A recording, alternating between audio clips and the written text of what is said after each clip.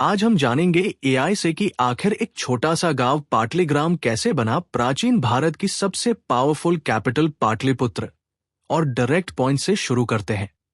गंगा और सोन नदी के संगम पर बसा ये इलाका कोई रैंडम जगह नहीं था, बल्कि एंशिएंट टाइम का स्ट्रैटेजिक मास्टर स्ट्रोक था। क्योंकि जहां रिवर ट्रेड, फर्टाइल लैंड और नेचुरल डिफेंस एक साथ मिल जाए, वहीं एम्पायर खड़ा होता है। और यही बात सबसे पहले समझी मगध के राजा अजातशत्रु ने, जिसने 5वीं सदी ईसा पूर्व में यहां एक मिलिट्री फोर्ट बनवाया ताकि वज्जी संघ जैसे दुश्मनों पर नजर रखी जा सके।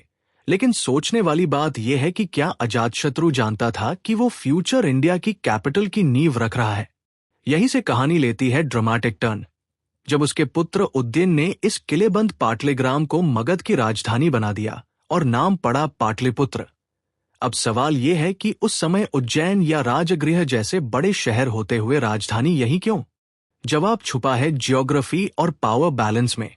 क्योंकि पाटलिपुत्र ईस्ट वेस्ट ट्रेड राउट का हार्ट बन चुका था, और यही एडवांटेज बाद में चंद्रगुप्त मौर्य ने यूज किया, जब चाणक्य की स्ट्रैटेजी और पाटलिपुत्र की लोकेशन ने मिलकर मौर्य साम्राज्य को पैन इंडिया एम्पायर बना दिया।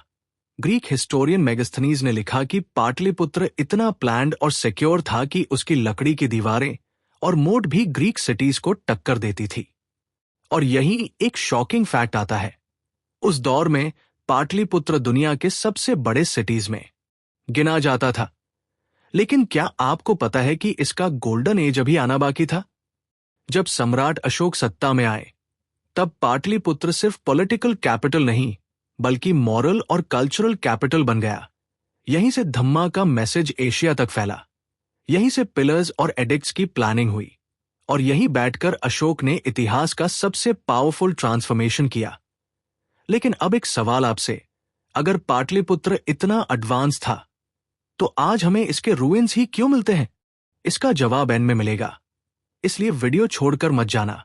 और बीच में एक बात, इसी टॉपिक से जुड़ी मेरी एक और वीडियो है जिसमें मौर्य एम्पायर की सीक्रेट स्ट्रैटेजीज बताई है। डिस्क्रिप्शन में उसका लिंक है, जरूर देखना। क्योंकि हिस्ट्री विजन पर हम सरफेस हिस्ट्री नहीं, डीप फैक्ट्स लाते हैं।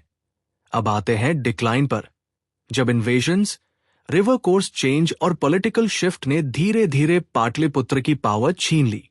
लेकिन लास्ट और सबसे इंपॉर्टेंट पॉइंट यह है कि पाटलिपुत्र खत्म नहीं हुआ, बल्कि इवॉल्व होकर आज का पटना बना।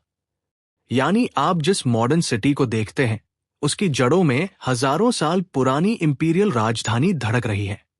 और यही वो सच है जो टेक्स्ट बुक्स अक्सर नहीं बताते। इसलिए अगर आपको हिस्ट्री सिर्फ डेट्स नहीं, बल्कि लॉजिक और पावर गेम के रूप में समझनी है, तो हिस्ट्री विजन को फॉलो करते रहिए।